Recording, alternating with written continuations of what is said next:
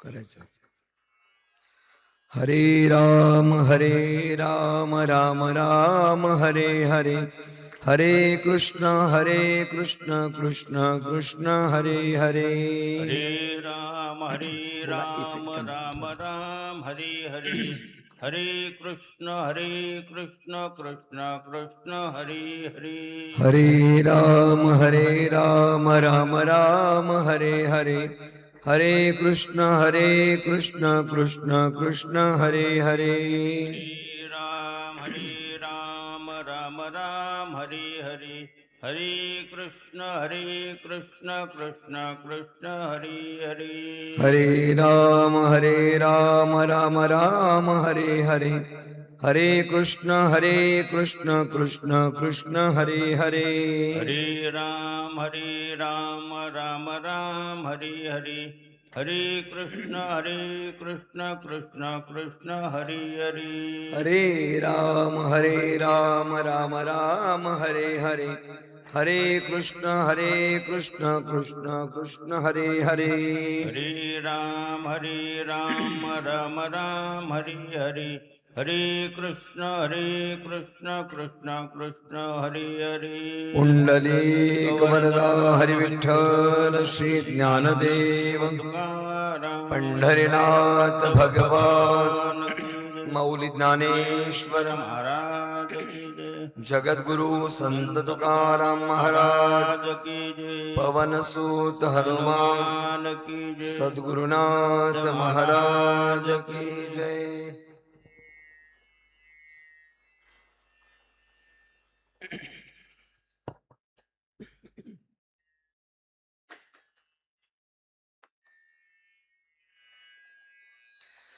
ब्रह्मानंदं परमसुखदं केवलं ज्ञानमूर्तिं द्वन्द्वातीतं गगनसदृशं तत्त्वमस्यादिलक्ष्यम् एकं नित्यं विमलमचलं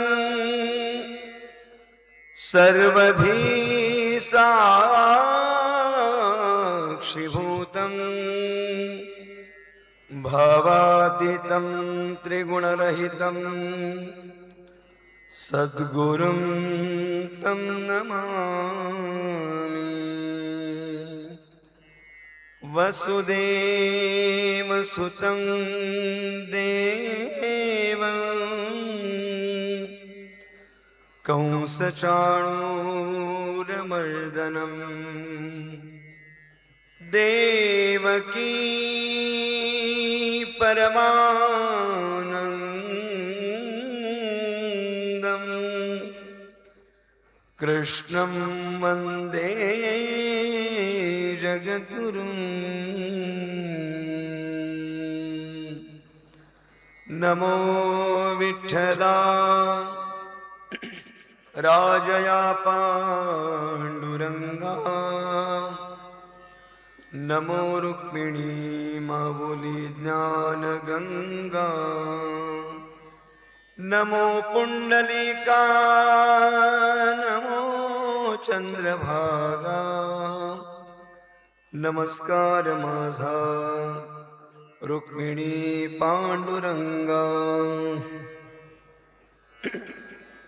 ओम नमो ज्ञानेश्वरा करुणाकरा दयाळा, तुमचा अनुग्रह लाधलो पावन झालो चराचरी. नमो सद्गुरु तुकया ज्ञानदीपा, नमो सद्गुरु सच्चिदानंद रूपा, नमो सद्गुरु भक्त कल्याण मूर्ती, नमो सद्गुरु भास्करा पूर्ण कीर्ती. सेवे लागी सेवक झालो, तुमच्या लागलो निज चरणा. अहो स्वामी तुकया देवा, यावरी न करावा अम्भेरु आता. अभिनव वाग्विलासिनी जे चातुर्यार्थ कला कामिनी, ते शारदा विश्वमोहिनी नमिनी. मिया जयांचे केलिया स्मरण, होय सकळ विद्यांचे अधिकरण तीची वंदू श्री चरण श्री गुरूंचे ते नमस्कारून आता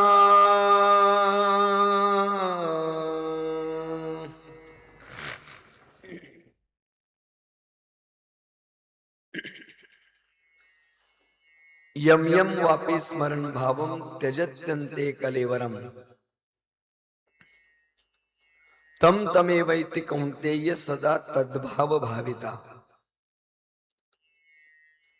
तेवी जितेनी अवसरे जे आवडोनी जीवी उरे तेची मरणाची फेरे फारवो लागे आणि मरणी जया जे आठवे तो तेची गती ते पावे म्हणोनी सदा स्मरावे मातीची तुवा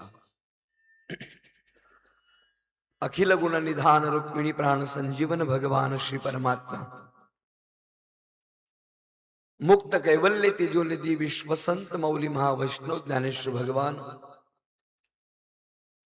वैराग्यमूर्ती जगदोद्धारक जगद्गुरु श्री संत तुकाराम महाराज आदी सकल संतांच्या पवित्र चरणी विनम्र भावे प्रणिपात करून धर्मजन समन्वित परमार्थ परायण ज्ञानवंत बुद्धिवंत प्रज्ञावंत बहुश्रुत श्रोत्यांच्या चरणी विनम्र अभिवादन करून प्राप्त प्रसंगी प्रवचन रूपी सेवेकरता गायलेली ओवी ग्रंथराज ज्ञानेश्वरी मधील 8व्या अध्यायातील 6व्या श्लोकावर चिंतन करणारी 75 क्रमांकाची ओवी आहे. या ओवीच्या माध्यमातून विश्वमौली ज्ञानोबराया जीवन जगत असताना त्या जीवनाची सार्थकता ज्या साध्य प्राप्तीने होणार आहे त्या साध्य प्राप्तीचा विचार करत असताना कोणत्या अनुषंगाने जीवन आपण जगलो म्हणजे आपण त्या साध्यापर्यंत पोहोचू असा एक स्वतंत्र सिद्धांत या ओवीच्या माध्यमातून ज्ञानोबराय ठेवतात. ज्ञानोबराय असं म्हणतात की तेवी जितेनी अवसरे जे आवडोनी जीवी उरे. जितेनी अवसरे म्हणजे जिवंतपणी ज्याची आवड शिल्लक राहील. मला थोडा अजून इफेक्ट कमी केला तरी चालेल. तेच मरण समयी आपल्याला त्याचं स्मरण होईल. आणि भगवान परमात्म्याने भगवद्गीतेमध्ये सांगितलेला सिद्धांत असा आहे, मरण समयी देहाचा त्याग करत असताना ज्याचं स्मरण होतं जीव त्या स्थितीला प्राप्त होतो असा सिद्धांत आहे. श्लोक अनुषंगाने बोलायचं म्हटलं तर अंतकालेच मामेव स्मरण मुक्त्वा कलेवरम य प्रयाती समद्भावम याती नास्त्यत्र संशयः. अंतकालेच मामेव म्हणजे अंतकाळाच्या वेळेला माझं स्मरण मुक्त्वा कलेवरम जो स्मरण करून आपल्या देहाचा त्याग करतो य प्रयाती समद्भावम याती नास्त्यत्र संशयः असा एक स्वतंत्र सिद्धांत सांगणारी ओवी या सेवेकरता गायली. आजच्या या सेवेचं प्रवृत्ती मात्र कारण आपल्या सर्वांना श्रोत आहे. वैकुंठवासी माऊली राधाबाई मारुती भोईर या माऊलीच्या उत्तर कार्या प्रित्यर्थ आपण सर्वजण या ठिकाणी उपस्थित आहोत. राजकीय आणि सामाजिक क्षेत्रातील एक प्रतिष्ठित कुटुंब म्हणून ज्यांच्याकडे पाहिलं जातं असा भोईर परिवार आणि या परिवारातील आपल्या मुलांवर संस्कार करणारी, मुलांना सक्षम बनवणारी आणि मुलांना घडवणारी माऊली वयाच्या 89-90व्या वर्षी जगताचा निरोप घेतात. आणि या अनुषंगाने आपण सर्वजण या ठिकाणी उपस्थित आहोत. मानवी जीवनाचा विचार करत असताना माता पित्यांचं एक स्वतंत्र स्थान हे मानवी जीवनामध्ये प्राप्त झालेलं असतं. व्यावहारिक सत्ता आणि पारमार्थिक सत्ता या दोन सत्तांचा विचार जर जीवन जगताना आपण केला तर व्यावहारिक सत्तेमध्ये मुलांवर किंवा कुटुंबावर निस्वार्थ प्रेम कोण करत असेल तर आई वडील करत असतात. माझं विधान परत ऐका. मी व्यावहारिक सत्ता आणि पारमार्थिक सत्ता अशा दोन बाजू मांडल्या. व्यावहारिक सत्तेमध्ये माता पिता मुलांवर निस्वार्थ निर्लोभ प्रेम करतात आणि पारमार्थिक सत्तेमध्ये अखिल विश्वधारक परमात्मा आणि संत महात्मे जीवावर निस्वार्थ निर्लोभ प्रेम करतात. व्यावहारिक सत्तेचा विचार केला तर माता पित्यांना मुलाच्या सुखाशिवाय किंबहुना मुलांच्या सुखाशिवाय दुसरं काहीच आवडत नाही. मग त्यांची प्रत्येक कृती ही मुलांच्या सुखाकरताच असते. आज या माऊलीचं जीवन पट आपण जर अभ्यासलं तर आपल्या लक्षात असेल, कदाचित माझ्यापेक्षा तमनात ग्रामस्थांना आणि आपल्या या पंचकृषीला त्यांच्याबद्दल जास्त ज्ञात आहे. आदरणीय मारुती बाबा भोईर किंवा ज्यांना पोपट शेठ या नावाने संबोधलं जायचं असे त्या काळातील प्रतिष्ठ व्यक्तिमत्व, आपल्या मालकाला कुटुंब चालवण्याकरता सक्षमपणे समर्थपणे पाठीशी खंबीर उभी राहणारी माऊली म्हणजे या आई आहे. आता मुलांची सुबकता, मुलांचं ऐश्वर हे जर आपण पाहिलं तर या ऐश्वर्याला उभं करणारी समर्थ शक्ती हे माता पिते आपल्याला लक्षात घ्यावं लागेल. म्हणजे आपल्या जीवनामध्ये काबाड कष्ट केले, मग रानात जाऊन फाटी आणणं असेल किंवा आपल्या मुलांना संस्कार देऊन त्याचं परिपालन करणं असेल. मी ज्या वेळेला 2 दिवसापूर्वी सुखदुःखामध्ये सहभागी व्हावं, सांत्वन भेटी करता यावं म्हणून इथे आलो, त्यावेळेला ह्या कुटुंबाचे असणारे 3 सदस्य आदरणीय भगवान शेठ असतील, आदरणीय वसंत शेठ असतील किंवा संतोष शेठ असतील. माझा थोडासा आपल्या दोघांशी संपर्क थोडासा कमी येतो, पण संतोष शेठ यांच्यासोबत सातत्याने संपर्क येतो. याचा अर्थ परिचय नाही असं नाही, परंतु संपर्क संतोष शेठ सोबत जास्त असतो. आणि मग इथे आल्यानंतर ही 3 भावंड ज्यावेळी मला एकत्रपणे भेटली त्यावेळी प्रत्येकाचा अनुभव स्वतंत्र होता. आई कधीच एका मुलावर प्रेम करत नाही, आई प्रत्येक मुलावर तेवढंच प्रेम करते. पण विचार जर आपण केला तर या माऊलीनं स्वतंत्रपणे प्रेम केलं. जेवढं प्रेम मुलांवर केलं त्याच्यापेक्षा अधिक प्रेम सुनांवर केलं. अजून बोलू का, कदाचित त्याच्यापेक्षा अधिक प्रेम तिने नातवंडांवर केलं. मग सुमित भैया असतील किंवा भूषण दादा असतील, अन्य कुटुंबातील सगळी मंडळी असतील, या सगळ्या मुलांवर तिने निरातिशय असं प्रेम केलं. काल परवा येताना भगवान शेठ असं म्हणाले की आमच्या जुन्या घरी आमचं एकत्र कुटुंब होतं, आता आम्ही व्यवस्थेनुसार वेगळे झालो. वाक्य नीट लक्षात घ्या, व्यवस्थेकरता वेगळं व्हावंच लागतं महाराज. कुटुंब मोठं झालं मग कुटुंबाला प्रत्येकाला स्वतंत्र व्यवस्था पाहिजे, या अनुषंगाने वेगवेगळे झाले. पण ज्या वेळेला आम्ही एकत्र होतो त्यावेळेला आमची आई दिवसभरामध्ये किती थकली तरी आम्ही झोपायला गेल्यानंतर रात्री आमच्या चौघांच्या पायाला तेल लावल्याशिवाय कधी झोपले नाही.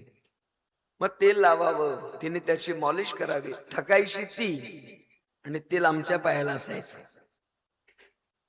त्याचं कारण काय, आपल्या मुलांना कदाचित त्या माऊलीला जाणीव झाली असेल, माझ्या मुलांच्या पायाला आत्ताच तेल लावते कारण त्याला खूप फिरायचंय.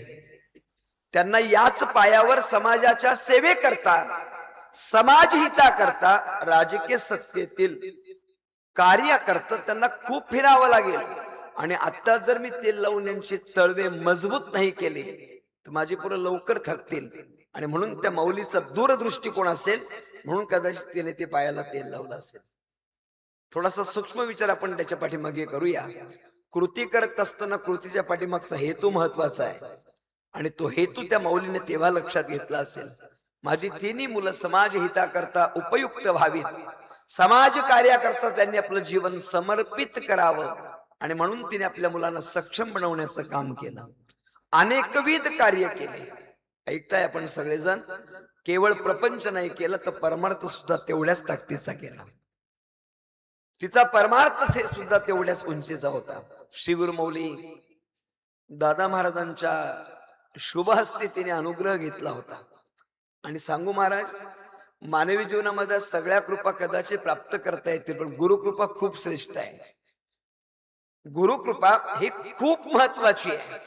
महाराज म्हणतात, विश्वमौली ज्ञानोबरायांनी असं विचार मांडलाय, श्री गुरु सारिखा असता पाठी राखा, इतरांचा लेखा कोण करी.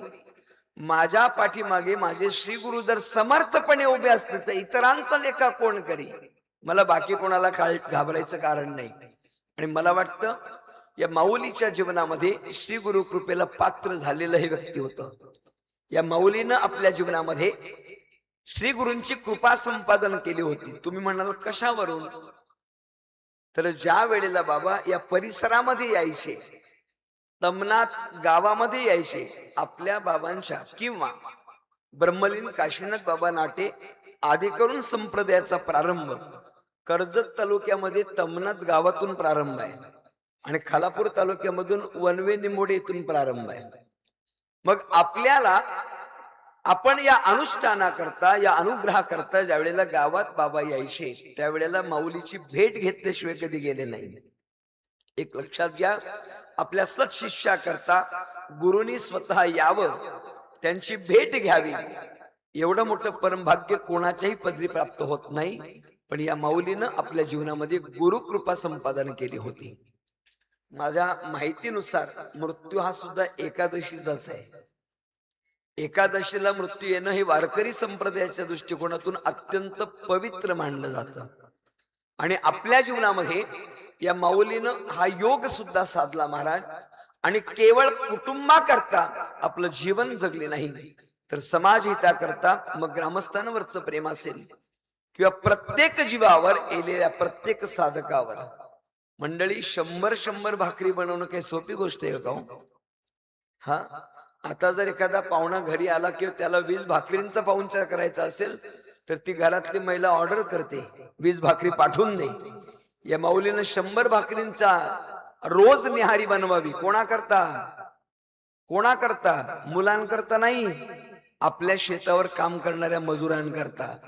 म्हणजे आपल्या मुलांना भाकरी दिलीच जाते, पण माझ्या शेतावर काम करणारी ही माणसं सुद्धा माझी आहेत. कारण माझ्या शेतामध्ये ते लक्ष्मीचं पीक, लक्ष्मी माऊलीप्रमाणे ते करणार आहेत. अशा प्रमाणे त्यांच्यावरही तेच प्रेम करावं, असं प्रेम करणारी या कुटुंबातील प्रमुख अशी माऊली 12 दिवसापूर्वी या कुटुंबातून निघून गेली. खर तर माऊलीचं जाणं हे कुटुंबाकरता किती क्लेशदायी आहे हे आपल्या पुढच्या विचारातून आपण पाहणार आहोत. महाराज, निस्वार्थ प्रेम करते माऊली. मी एक विधान बोलून जातो जबाबदारपूर्वक. मी परवा एका कीर्तनात बोलून गेलो. असं माझं मत आहे, असं ते स्वीकारावं असं काही माझं आग्रह नाही आणि दुराग्रह नाही, पण पटलं तर स्वीकारलं पाहिजे. मला असं वाटतं की ज्या मुलांवर माऊलीनं संस्कार केले, माझं वाक्य जबाबदारपूर्वक आहे का, आपण सर्व सुज्ञ श्रोतेगण आहात आणि हे संपूर्ण महाराष्ट्रभर जाणार आहे. माझं असं मत आहे, ज्या माऊलीनं मुलांवर संस्कार केले, किंबहुना ज्या मुलांवर माऊलींचे संस्कार झाले, ती मुलं समाजाकरता हितोपकार झाली, ती समाजाकरता प्रेरक ठरली. महाराज, याचा अर्थ वडिलांचा संस्कार नाही असं नाही. आईनं संस्कारांचं बीजारोपण करायचं आणि वडिलांनी आयुष्यभर त्याचं संगोपन करायचं, असं ज्याचं जीवनपट ती समाजाकरता प्रेरकच ठरली. महाराज, दृष्टांतांत एक उदाहरण आपल्या समोर ठेवून जातो. 19 फेब्रुवारीला या महाराष्ट्राचं आराध्य देव छत्रपती शिवाजी महाराजांचा तारखेनुसार जयंती उत्सव झाला. पुढे फाल्गुन मध्य तृतीयाला तिथीनुसार छत्रपती शिवाजी महाराजांचा उत्सव काही भागामध्ये समापन्न होणार आहे. छत्रपती शिवाजी महाराजांचा इतिहास हा केवळ आणि केवळ महाराष्ट्रापुरता मर्यादित राहिलेला नाही, तर छत्रपती शिवाजी महाराजांचा इतिहास हा देशव्यापी स्वरूपाचा झालेला आहे. भारत देशामध्ये छत्रपती शिवाजी महाराजांचा इतिहास गायला जातो, वर्णन केलं जातं, वाचलं जातो. मी अजून पुढे जाऊन बोलतो. सद्य परिस्थिती अशी आहे की छत्रपती शिवाजी महाराजांचा इतिहास महाराष्ट्रातही नाही, देशातही नाही, अखिल विश्वात साजरा केला जातो. आज पाश्चात्य देश सुद्धा असे आहेत की ते आपल्या छत्रपती शिवाजी महाराजांच्या इतिहासाचं गुण कौतुक करतात. माझ्या समोर चिंतनाचा विषय असा आहे, छत्रपती शिवाजी महाराज आपल्या समोर ज्यांचं कौतुक केलं जातं, गुणगौरव गायला जातो, ते छत्रपती शिवाजी महाराजांना घडवण्याच्या पाठीमागे वडिलांचा त्याग आणि आईचे संस्कार जर लक्षात घेतले तर छत्रपती शिवाजी महाराज कळतील आपल्याला. एका तत्ववेत्यानं छत्रपती शिवाजी महाराजांचा इतिहास लिहित असताना त्याच्या शेजाऱ्याने त्याला प्रश्न विचारलाय. लिखाण करता पाश्चात्य आहे आणि ज्याच्याबद्दल लिखाण करतोय तो महाराष्ट्राचा आहे.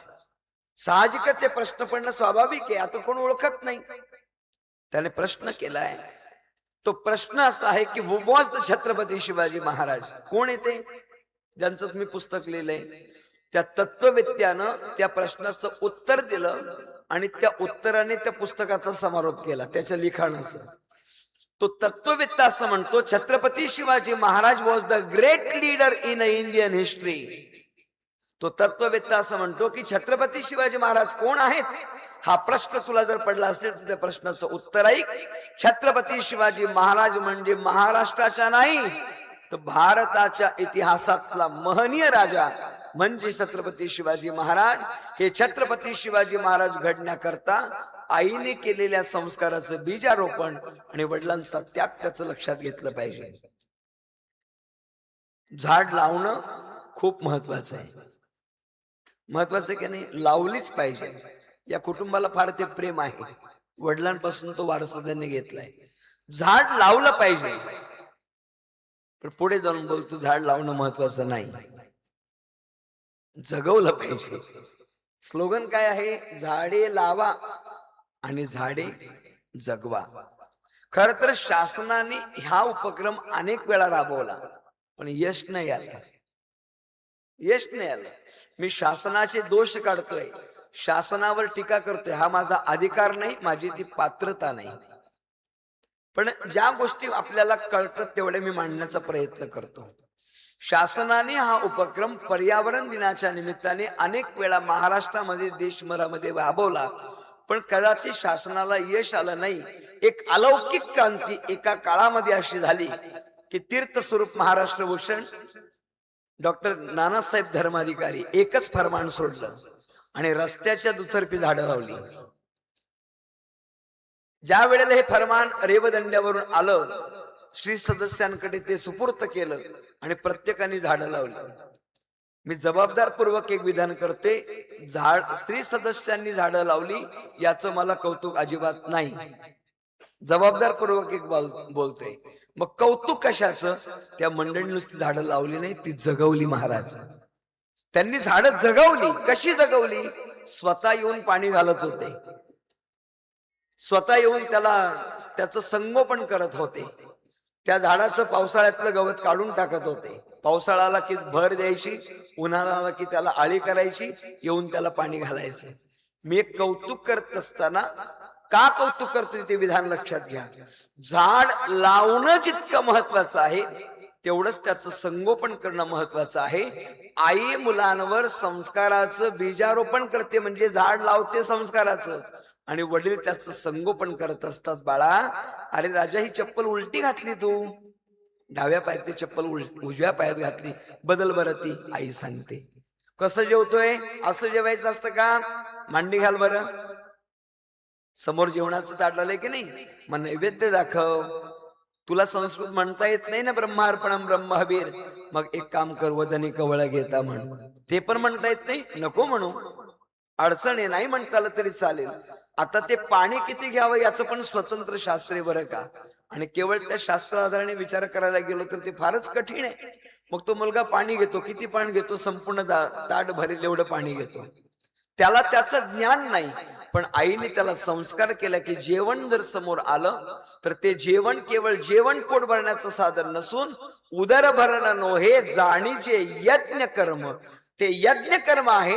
आणि यज्ञ कर्म करत असताना त्याला आहुत द्यायची, त्याचं प्रक्षालन करायचं, आणि म्हणून त्याकरता तो संस्कार केला. संध्याकाळची वेळ झाली की आई सांगते, राजा जा बरं देवा पुढे उभा राहा आणि सांग देव बाप्पाला शुभम करोती कल्याण म्हण. आणि देव बाप्पाला म्हणाव, देव बाप्पा सुखात ठेव बरं का. त्याला संस्कार केला. हो, त्याला संस्कार केला महाराज त्या आईनं. सकाळी उठल्याबरोबर सांगितलं, आता उठलास ना, मग अंथरुणावर बसल्या बसल्या एक श्लोक म्हण. काय म्हणायचं? कराग्रे वस्तते लक्ष्मी, कर मध्ये सरस्वती, कर मुले तू गोविंदम प्रभाते कर दर्शनम. हे आमच्या माऊलीनं आमच्यावर संस्कार केला आणि आयुष्यभर त्या संस्काराची जोपासना त्या माता पित्यांनी केलं. म्हणून मी आपल्यासमोर विचार मांडला की व्यावहारिक सत्तेमध्ये अशा अनुषंगाने उपदेश करत असतात आणि निस्वार्थ प्रेम करत असतात ते आई वडील आहेत. परमार्थिक सत्तेचा विचार केला तर परमार्थिक सत्तेमध्ये संत महात्मे प्रेम करतात. विश्वाचा मालक परमात्मा प्रेम करतो महाराज. फक्त दोघांच्या प्रेमामध्ये थोडीशी तफावत आहे, तेवढी सांगतो आणि सेवेकडे वळतो. भगवंताच्या प्रेमामध्ये आणि संतांच्या प्रेमामध्ये थोडीशी तफावत आहे. काय तफावत आहे? भगवान परमात्मा प्रेम करतो, पण त्याचं प्रेम थोडस स्वार्थी आहे. कसं? देशी तेव्हा देशी, ऐसा असं उदार. देवाचं प्रेम कसं आहे? देवाशी जर कोण वाईट वागला तर देव त्याचं वाटोळच करतो महाराज. 99 अपराध शिशुपाळाची आई सहन केले. किती? 99. आणि 100व्या अपराधाला शिशुपालालाच मारलं, शिरच्छेद केला त्याचा सुदर्शन चक्रानं. 99 अपराध सहन केले. मी बोलू का? संत महात्मे 99 नाही, हजारो अपराध सहन करतात, पण शासन फक्त एकच, वृत्तीचं परिवर्तन. संत काय करतात? वृत्तीचं परिवर्तन करतात. खळवृत्तीच्या व्यक्तीचा नाश नाही करत. जे खळांची व्यंकटी सांडो तया सत्कर्मरती वाढो, भूता परस्परे पडो मैत्र जीवांचे. यौवन अंगावरी थुंकला आणि प्रसाद देऊनी मुक्त केला इति संत. 108 वेळा थुंकला, थुंकतच होता. नाथ महाराज स्नान करून आले की हा थुंकायचा, नाथ महाराज परत आंघोळीला जायचे, परत आले की परत थुंकायचा, नाथ बाबा परत आंघोळीला जायचे. अशा अनेक वेळा झाल्या. शेवटी तोच खजील झाला आणि नाथांच्या चरणावर नतमस्तक झाला आणि क्षमा याचना करू लागला. स्वामी महाराज चुकलंच बरं का माझं, मी तुमची परीक्षा घेण्याचं काम केलं, माफ असावी, माफी असावी, माफ करा. नाथ महाराज म्हणाले, अरे वेड्या, माफी कशाला मागतो? तू जर माझ्या अंगावर एवढ्या वेळा थुंकला नसता तर मी तर त्रिकाळ संध्या करतो, पण आज तुझ्यामुळे एवढ्या वेळा स्नान करायची वेळ आली. तुझे आभार मी मानले पाहिजेत की तसा मी त्रिकाळ संध्या करतो, पण तुझ्या वेळी एवढ्या वेळा मला स्नान करायची वेळ आली. महाराज संत महात्मे काय करतात? अपराध्याला शासन करतात, पण शासन काय तर त्याच्या खळवृत्तीचा नाश करतात महाराज. भगवान परमात्मा ज्याची खळवृत्ती आहे त्याचा नाश करतो. दुर्जनाचा जेणे करोनी संहार आणि पूर्ण अवतार रामकृष्ण. परित्राणाय साधूनाम विनाशाय च दुष्कृताम धर्म संस्थापनार्थाय संभवामी युगे युगे. महाराज म्हणतात, भक्ता राखे पायापाशी आणि दुर्जनाशी संहारी. भगवान परमात्मा, जो भगवान परमात्म्यावर प्रेम करतो, भगवान परमात्मा त्याच्यावर प्रेम करतो. संत महात्मे जे संतांवर प्रेम करतात त्याच्यावर प्रेम करतातच करतात, पण जे प्रेम करत नाही त्याच्यावरही तितकंच प्रेम करतात. हे संत आहेत महाराज. संतांवर ज्यांनी प्रेम केलं, संतांनी त्यांच्यावर प्रेम केलं, पण संतांवर ज्यांनी प्रेम नाही केलं त्यांच्यावरही प्रेम केलं. किती प्रेमाची उदाहरणं देऊ महाराज. विसोबा काकांना, विसोबा खेचरांनी काय केलंय? विसोबा काकांनी ज्ञानोबारांना मधुकरी पण मिळू दिली नाही, वाढायचीच नाही म्हणाले, देऊ दिली नाही कोणाला. बरं समजा यदा कदाचित त्यांच्या नकळत कोणी मधुकरी दिली तर ती नीट खाऊ दिली नाही. ती मधुकरी रस्त्यावर सांडवायची, ते खाता येऊ नये म्हणजे त्याच्यात माती टाकायची, असे विपरीत काम त्यांनी केली महाराज. पण ऐकताय तुम्ही, ज्या विसोबा खेचराने या सर्व गोष्टी केल्या, नामदेव महाराजांचा गुरु होण्याचा सर्वोत्तम अधिकार माऊली ज्ञानोबरायांमुळे, माझ्या माऊली मुक्ताईमुळे त्यांना प्राप्त झालं. ही ज्ञानोबरायांची कृपा आहे. भगवंताला सांगावं लागलं तुला देव तसा कळणार नाही, जा विसोबा खेचरांकड, औंढ्या नागनाथला जा, तुला तिथे ते अनुग्रह देतील आणि तुला त्याचा अनुभव प्राप्त होईल. कोणी केलं हा अधिकार? हा माझ्या ज्ञानोबरांची, माझ्या संतांची कृपा आहे. माझ्या सांगण्याचा मुद्दा असा आहे की संतांवर ज्यांनी प्रेम केलं, संत त्याच्यावर प्रेम करतातच करतात, पण ज्यांनी प्रेम नाही केलं त्यांच्यावरही प्रेम करतात. हे निस्वार्थ प्रेम आहे. आणि म्हणून असा जीवनातील निस्वार्थ प्रेम करणारा घटक व्यावहारिक सत्तेतला आई आणि वडील, त्या कृपा छत्रातलं हे माऊली छत्र हरपलं महाराज आज. आणि त्या माऊलीच्या स्मृती प्रित्यर्थ आपण सर्वजण उपस्थित आहोत. मला निश्चित जाणीव आहे, खूप चांगलं कुटुंब आहे. मी शेठचं भाषण आपल्या दीपोत्सवाला पण ऐकलं. हो, ऐकलं आपण. फार मिश्किल स्वभाव आहे साहेबांचा. मी ऐकली, त्यांची 2-3 भाषणं ऐकली. पण त्या भाषणातलं मला एक कौतुकास्पद वाक्य सांगतो. कसं प्रेमी बघा, प्रेमाची वाटणी कशी केली आपल्याला नाही सांगता येणार महाराज, मी अनुभवलं ते सांगतो आपल्या समोर. शेठने दीपोत्सवच्या भाषणात सांगितलं की माझ्या बारक्या भाऊजीचे आभार मानतो. मोठा धीर बारक्या भावाच्या पत्नीचे जाहीर आभार मानते महाराज, जाहीर, समाजापुढे. एवढी सोपी गोष्ट नाही. शेठ दीपोत्सव मध्ये बोलले होते की माझी बारकी भाऊजे माझ्या आईचा मुलीप्रमाणे सांभाळ करते, आईप्रमाणे सांभाळ करते. कोण सांगू शकताय? आपल्या बारक्या भावाच्या पत्नीचं जर एखाद्याचं नाव घ्यायचं राहिलं तर दोष लागतो, नावं ठेवतात लोक. पण शेठ भाषणात बोलले होते. आताही सांगताना त्यांच्या भावना दाटून आल्या महाराज, कारण ते प्रेम त्यांनी व्यक्त केलंय. माझी भाऊजे फार चांगली महाराज, माझी बहीण माझ्या मुलीसारखं, आईसारखं सांभाळ करते माझ्या आईचा. किती कौतुक ह्या गोष्टीचं. आणि काल पण इथे आलो तर संतोष शेठ म्हणाले, शेठ आम्ही 3 भावंड, आमच्या बहिणी 6, 2 भावंड आमची आई मुलं गेली, पण आमच्या आईने आमच्या वसंत शेठवर जाम प्रेम केलंय, खूप प्रेम केलं आमच्या वसंत शेठवर. हे भाऊ सांगतोय. म्हणजे मोठ्या भावाचं बारक्या भावंडांवर कसं प्रेम आहे, बारक्या भावंडाचं मोठ्या भावांवर कसं प्रेम आहे, ही भावंड बहिणीवर कसं प्रेम करतात, याची सर्वोत्तम उदाहरण मी 2-3 दिवसात अनुभवली महाराज. इतकं अलौकिक प्रेम अनुभवायला मिळालं. अनेक वाक्य बोलून जातो. बंधू आपण सगळे समोर आहात, आप्पाही माझ्या बाजूला बसले. मोठी माणसं मोठ्याच विचारांची असतात बरं का. फक्त कधी कधी समाजापुढे त्यांचे विचार त्यांना दाबून ठेवावे लागतं, दुर्दैव त्यांचं. पण मोठी माणसं ही कायमस्वरूपी मोठ्या विचारांचीच असतात, दिसत नाही आपल्याला. पण हे प्रेम व्यक्त करणार नाहीच. अरे कोणाला स्तुती आवडते? मानवी जीवनामध्ये प्रत्येक व्यक्ती स्तुतीप्रिय आहे. आणि आपली स्तुती करणे कोण सहन होईल ते? पण जाहीर आपल्या भाऊजाई बद्दल इतकं चांगलं कौतुकास्पद शब्द बोलावे. आणि मला शेठ पण काल म्हणाले की आमचा जो पुतणी आहे भगवान शेठ यांचा मुलगा सुमित, बरोबर ना, खूप सेवा केली. आता तो त्या सेवा का करत होता? तो त्या आजीचे ऋण फेडत होता महाराज. कारण त्याला अगदी लहान वयामध्ये मातीचं छत्र हरपलं.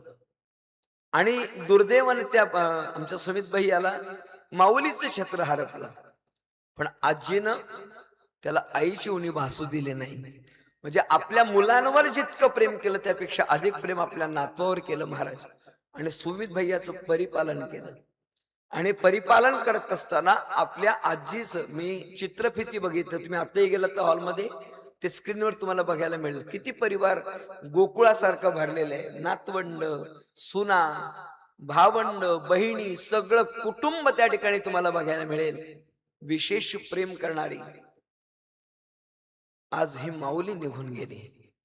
तुम्ही दर्शनाकरता गेलात तर फोटो समोर दिसेल. ते माऊलीच्या चेहऱ्यावरचा तेज बघा. माझ्या पाठीमागे हा जो फलक लावलेला आहे, बॅनर, तो बॅनर बघा, त्याच्यावरचा फोटो बघा. तिच्या चेहऱ्यावरचं तेज कधी कमी झालेलं नाही. एक लक्षात घ्या, निस्वार्थ निष्कलंकित प्रपंच केला आणि भगवान परमात्म्याची भक्ती करत असताना गुरु कृपेचा वरदहस्त प्राप्त झाला की तेज कधी कमी होत नाही, कधीच कमी होत नाही महाराज. ते सामर्थ्य, ती ताकद कायमस्वरूपी राहते. आणि म्हणून ही ताकद आपल्या सोबत ठेवून या मुलांचा, या कुटुंबाचा आणि या ग्रामस्थांचा आणि उभयता समाजाचा निरोप त्या माऊलीने घेतला. मला माहितीये 13 दिवस या मुलांनी काहीच कमी केलं नाही महाराज, काहीच. तुम्ही जर आत्ता पण इथे अनुभवात असाल, काल तुम्ही हरिपाठ प्रवचन, आदरणीय भाऊ महाराजांचं प्रवचन, हरिपाठ आणि कीर्तन जर तुम्ही अनुभवलं असेल, तर मी प्रामाणिकपणे सांगतो, प्रत्येक भाविकाला अशीच भावना निर्माण झाली असेल, महाराज हे कार्यांचं कार्य नाही, हा इथे एक सप्ताह सुरू आहे, अशी अनुभूती तुम्हाला आली असेल. जणू इथे सप्ताह सुरू आहे का. आज आमच्या सगळ्या तमनाथ ग्रामस्थांनी, शिरशी ग्रामस्थांनी, आवळस, आडिवली, नेवाळी, मोहिली ग्रामस्थांनी पहाटे इथे काकडा केला महाराज. हो, शेठ म्हणाले निम्म्यात एक मंडळी मोहिलीचीच होती. काकडा इथं केला आपल्या मंडळींनी. 13 दिवस या ठिकाणी भजनाचे कार्यक्रम आहेत. अनेकविध परिसरातील माता भगिनी मंडळ हरिपाठ या ठिकाणी सादर करतायत. रोज जागर भजनाचा कार्यक्रम आहे आणि रोज येणाऱ्या माणसांची रेलचेल आहे. आता इथं कशाला कमतरताय? हा हो. आणि गरुड पुराणाचं वाचन आमचे आदरणीय ज्येष्ठ मार्गदर्शक बाबांच्या, गारे बाबांच्या माध्यमातून या ठिकाणी गरुड पुराणाचं वाचन झालं.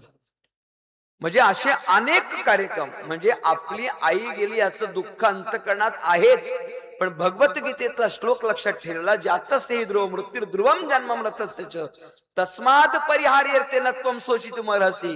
जाणारा व्यक्ती जाणारच आहे, तिचं दुःख करण्यापेक्षा तिला जे प्रिय होतं त्या प्रिय गोष्टी करा, म्हणजे तिला आदरांजली वाहिली. आणि म्हणून आपल्या आईच्या जाण्याचं दुःख या कुटुंबियांनी हृदयस्थ केलं आणि आपल्या आईला ज्याची आवड होती, जे तिला आवडत होतं तेच तिच्या करता दिलं पाहिजे. आपलं दुःख लपवून ठेवलं आणि तिच्या प्रिय असणाऱ्या सगळ्या गोष्टी या ठिकाणी केलं. कोण भेटायला आलं नसेल इथे? तालुका सोडा, रायगड जिल्ह्यातला, महाराष्ट्र राज्यातला असं कोण भेटायला आलं नसेल? सगळीच मंडळी भेटायला आली असतील. कारण या परिवाराचं राजकीय क्षेत्रामध्ये, सामाजिक क्षेत्रामध्ये, अनेकविध क्षेत्रामध्ये, परमार्थिक क्षेत्रामध्ये, यांचं प्रत्येक क्षेत्रामध्ये विशिष्ट प्रकारचं योगदान आहे. विशिष्ट प्रकारचं राजकीय क्षेत्रात आहेच आहे. आज तमनाथ गावात जर तुम्ही फिरलात तर असा रस्ता राहिला नाही. तुम्ही कुठेही बसून जेवण करू शकता, इतकी स्वच्छता आपल्या गावात आहे महाराज. राजकीय सत्तेच्या लोकांनी त्यांचं काम केलं आणि तमनाथ ग्रामस्थांनी ती जोपासलं महाराज. प्रत्येक ग्रामस्थ त्याचं परिपालन करतोय. तुम्ही कुठेही बसा, इतकी स्वच्छता गावातल्या लोकांनी ठेवले. खूप कौतुक आहे त्या गोष्टीचं. आज तुम्ही दशक्रिया विधीचा शेड पाहिला, हे सामाजिक कार्य आहे, या कुटुंबाच्या माध्यमातून केलं जातं. काल्याचं अन्नदान, रात्रीची पंगत, मग संदीप शेठ असतील, भगवान शेठ असतील, या सगळ्या मंडळींनी परमार्थिक क्षेत्रामध्ये सुद्धा योगदान आहे. आणि शेवटचं योगदान सांगतो आणि अगदी अल्प वेळामध्ये ओवीचा भावार्थ सांगतो, कारण या माऊलीबद्दल, या कुटुंबाबद्दल बोलण्यासारखं खूप आहे. श्री गुरु महाराजांवर किती प्रेम आहे महाराज या कुटुंबाचं. 2 वर्षापूर्वी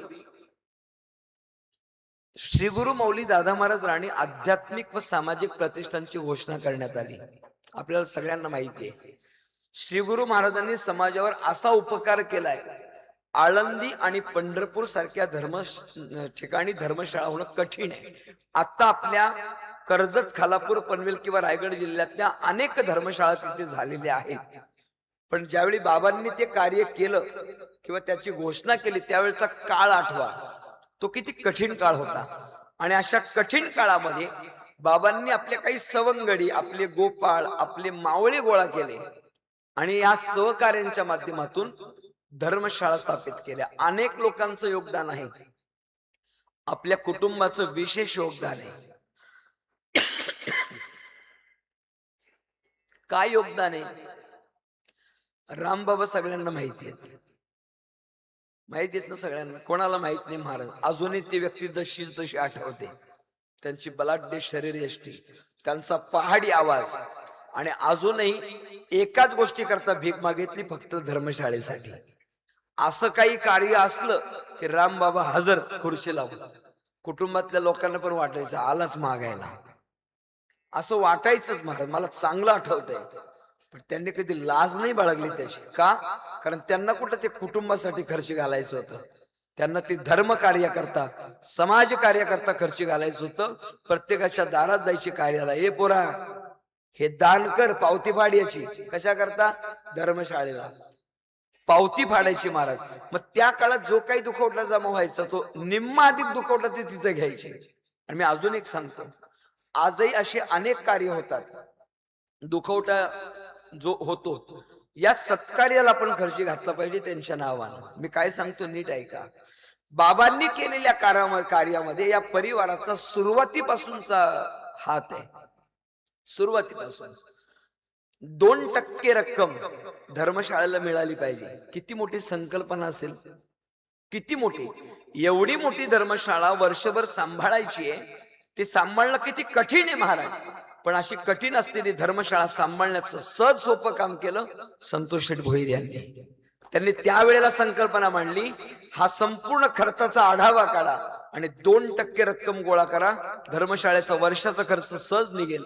आणि पहिली 2% रक्कम शेठने दिली. आणि मला वाटते सुरुवातीला 1-2 वर्ष तर शेठ एकटेच देत होते 2% रक्कम.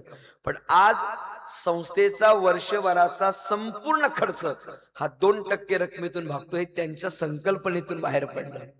आणि अजून पुढचं सांगतो, प्रतिष्ठानची स्थापना करण्यात आली. आजही हलिवलीला आपलं फार मोठं मुलांकरता संस्कार देण्याकरता. काल शेठ एक वाक्य बोलले की महाराज, लोक श्रीमंत खूप होतील पण परमार्थशिवाय पर्याय उरणार नाही. आणि सत्य परिस्थिती आहे, मुलं आपल्याला घडवायची असतील तर त्याकरता एक संस्कार केंद्र असणं गरजेचं आहे. म्हणून साधक परिवाराच्या वतीने एक संकल्पना पुढे आली. श्री गुरु माऊली दादा महाराज राणे आध्यात्मिक व सामाजिक प्रतिष्ठान श्री क्षेत्र हलिवली येथे उभारण्यात आलं. आणि उभारलेल्या प्रतिष्ठानची संकल्पना मागच्या वर्षी चैत्र पाडव्याला आपण स्थापना करायचं ठरवलं. भूमिपूजन सोहळा झाला आणि संतोष शेठ भोईर मनोगतासाठी उभे राहिले. 1 कोटी रुपयापेक्षा अधिक संकल्पना होती. निर्माण कशी होईल प्रश्न होता, पण गुरुकृपेवर फार मोठा विश्वास होता. म्हटलं बाबांच्या कृपेने काहीच कमी पडणार नाही. हा विश्वास तेव्हा होता, आज आहे ना उद्या पण राहील. त्यांची कृपा झाली तर जीवनामध्ये अपयश कधीच येणार नाही भावना होती.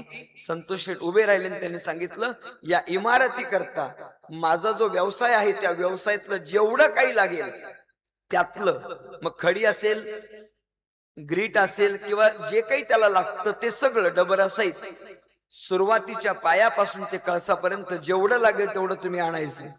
आणि ते आज तागायत त्याची परिपूर्णता आहे महाराज. कुठल्याही प्रकारची अपेक्षा नाही.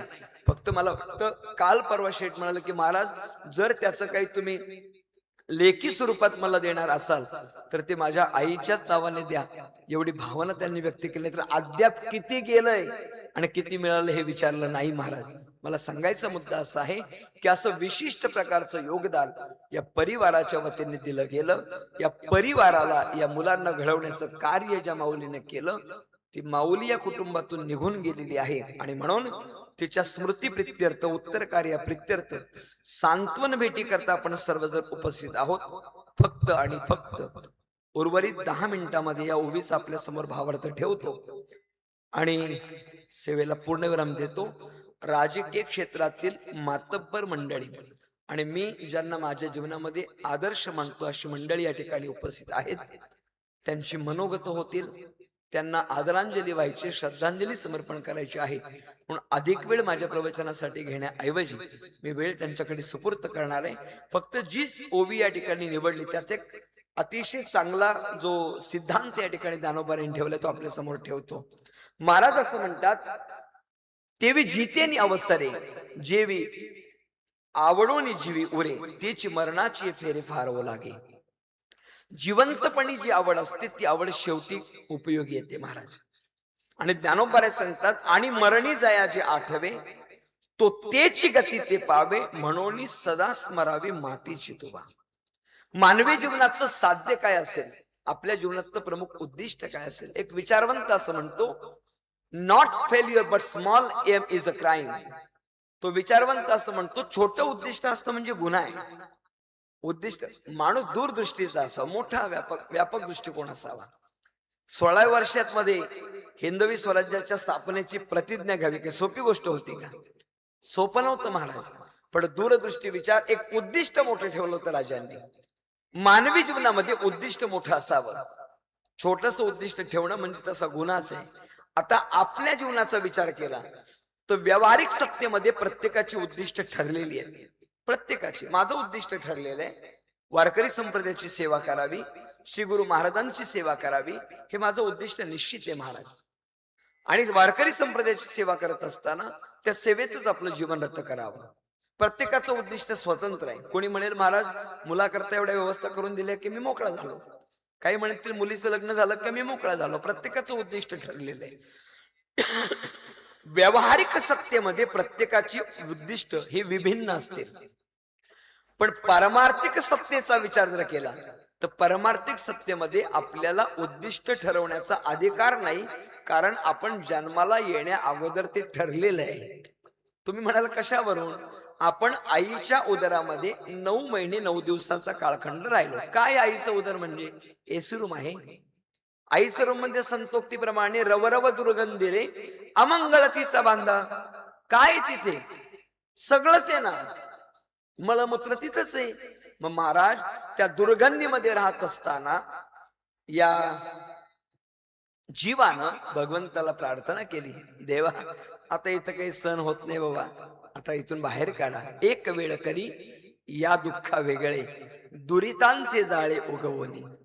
महाराज म्हणाले साहेब वरती बसा, या दुःखातून मला वेगळं करा असं म्हणाले. आणि असं म्हणत असताना महाराज एक वेळ करी या दुःखा वेगळे.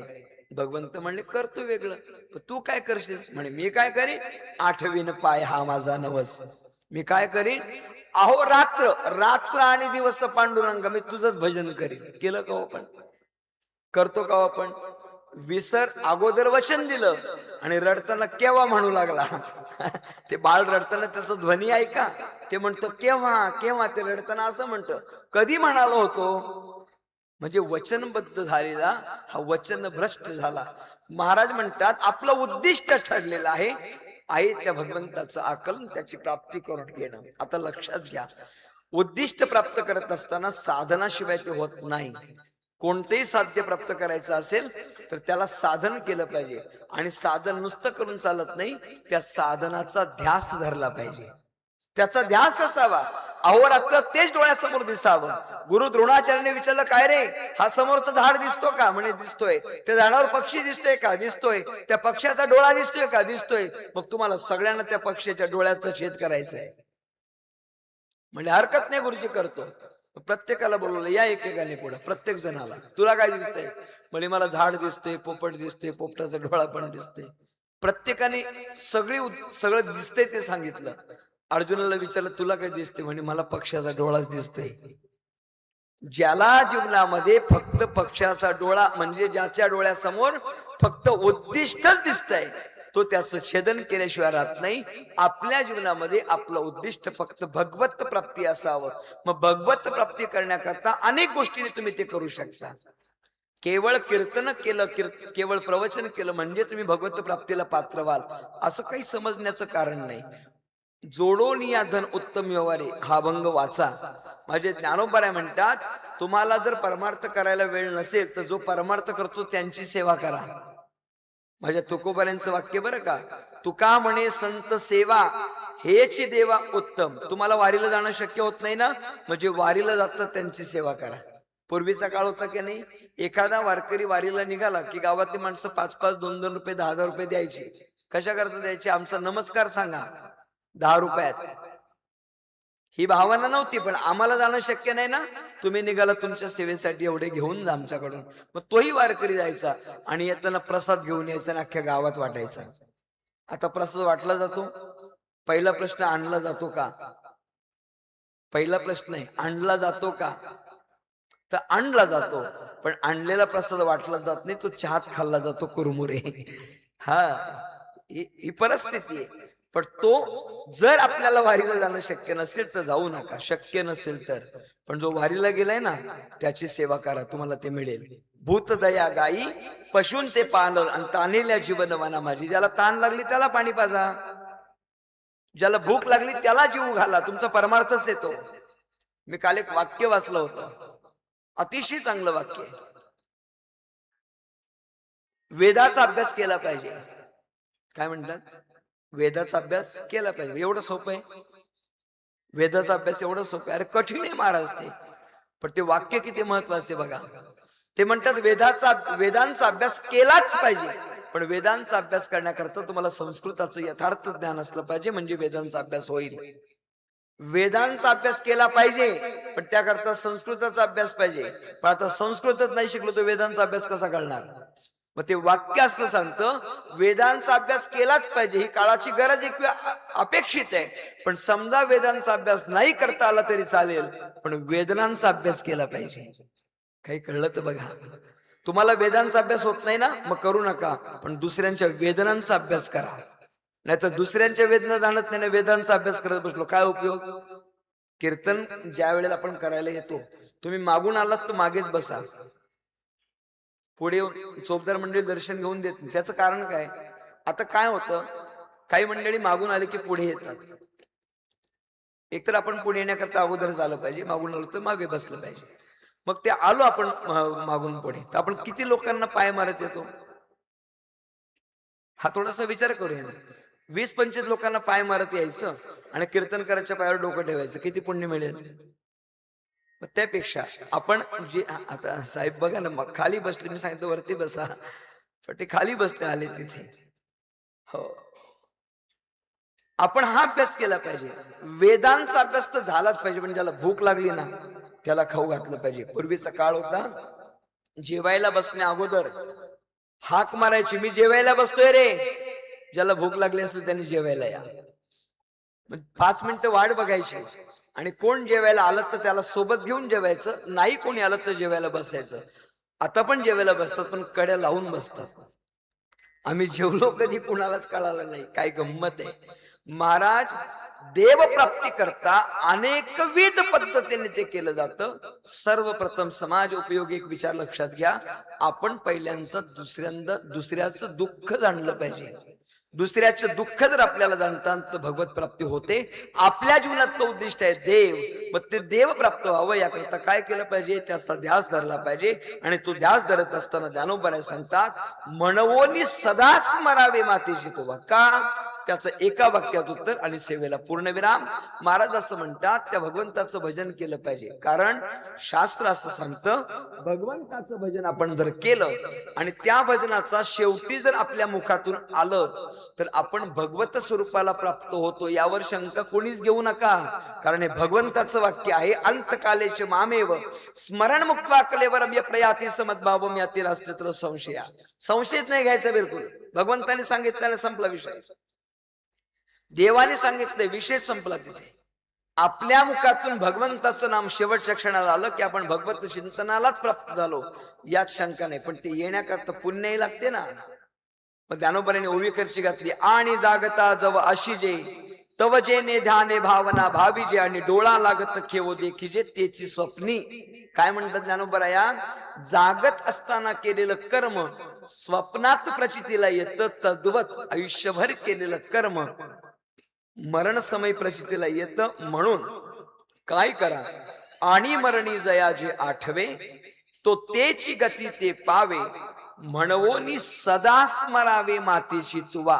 सततम कीर्तयंतो माम यतंतस्य दृढव्रतः नमस्सन्तश्च मां भक्त्या नित्ययुक्ता उपासते. सदा नाम घोष करू हरी कथा तेणे सदा चित्ता समाधान. आणि म्हणून आपण त्या भगवान परमात्म्याचं अखंड स्मरण करावं, सातत्याने त्याच्या सेवेत रत राहावं, आणि त्या भगवत चिंतना करता करता त्याच्याच चरणी आपण आपलं जीवन समर्पित करावं. असं चिंतन सांगणारी ओवी सेवेकरता गायली. यथामती यथा अवकाश प्राप्त वेळेमध्ये या ओवीच्या अनुषंगाने जे काही चिंतन करता आलं ती सद्गुरु कृपा आहे. ब्रह्मलीन स्वानंद सुखनिवासी समर्थ सद्गुरु मौली दादा महाराज राणे बाबांच्या पवित्र स्मृतीस विनम्र अभिवादन. त्यांच्या चरणी ही सेवा समर्पित करण्या अगोदर त्यांच्या पवित्र चरणी विनम्र भावे नतमस्तक होतो, आणि त्यांच्याच कृपेद्वारा आपल्या समोर 2 शब्द बोलण्यास धाडस केलं. बोलत असताना या ओवीचा अर्थ असाच असेल, माझा मुळीच दावा नाही. श्री गुरु कृपा माऊली कृपा तुम्हा सर्व थोरा मोठ्यांच्या आशीर्वादाने जसं बोलता आलं तसा अल्पशा वेळेमध्ये या ठिकाणी बोलण्याचा प्रयत्न केलेला आहे. समस्त भोईर परिवार सन्माननीय श्री भगवान शेठ भोईर, सन्माननीय श्री वसंत शेठ भोईर, सन्माननीय श्री संतोष शेठ भोईर तथा त्यांच्या भगिनी असतील आणि समस्त हा भोईर परिवार, या परिवाराच्या सांत्वन भेटी प्रित्यर्थ आपण सर्वजण उपस्थित आहोत. वैकुंठवासी माऊली, राधाबाई, मारुती तथा पोपट शेठ भोईर आणि या माऊलीच्या उत्तर कार्य प्रित्यर्थ हा प्रचंड जनसमुदाय राजकीय क्षेत्रातील, वारकरी संप्रदायिक क्षेत्रातील, श्री दासबोध संप्रदायातील, शैक्षणिक संप्रदाय क्षेत्रातील तथा सर्व अनेकविध क्षेत्रातील मान्यवर मंडळी आपण सर्वजण या ठिकाणी उपस्थित आहात. आपल्या सगळ्यांच्या पवित्र चरणी अंतकरणपूर्वक, विनयतापूर्वक नतमस्तक होतो आणि झालेली सेवा या माऊलीच्या चरणी समर्पित करतो. मला जाणीव आहे मुलं, नातवंड, सुना सगळ्या सक्षम आहेत, तरी सुद्धा ज्या माऊलीचं जाणं देह स्वरूपाने या कुटुंबातून झालंय त्या माऊलीचं स्मरण तुम्हाला निश्चित झाल्याशिवाय राहणार नाही. आईची आठवण हे तुम्हाला आल्याशिवाय राहणार नाही. आणि आईची प्रत्येक गोष्ट ती चित्रफित लावण्याऐवजी तुम्ही घरात आलात की आई आठवेल, आई असती तर आई आता हे बोलली असती, आई असती तर आईने आता हे केलं असतं. या सगळ्या गोष्टी तुम्हाला आठवतील आणि त्या गोष्टी, त्या आठवणी तुम्हाला निश्चित स्वरूपाने अंशतः वेदना देतील, दुःख देतील, क्लेश देतील. मी प्रभू परमात्म्या चरणी प्रार्थना करतो, आईचं स्मरण झाल्यानंतर ज्या वेदना या परिवाराला होतील त्या सहन करण्याच्या, किंवा जे दुःख या परिवाराला होईल ते दुःख सहन करण्याची क्षमता माझ्या विधात्यानं या परिवाराला समर्पित कराव्या, अशी माऊली ज्ञानोबराया चरणी, जगद्गुरु तुकोबराया चरणी, पंढरीशी परमात्म्या चरणी प्रार्थना करतो. आणि उपस्थित सर्व देवतुल्य शुद्ध मायबाप आपल्या सगळ्यांच्या चरणी अत्यंत विनयतापूर्वक या ठिकाणी प्रणिपात करतो आणि झालेली सेवा प्रभू चरणी समर्पित करून माझ्या वाणीला या ठिकाणी आजच्या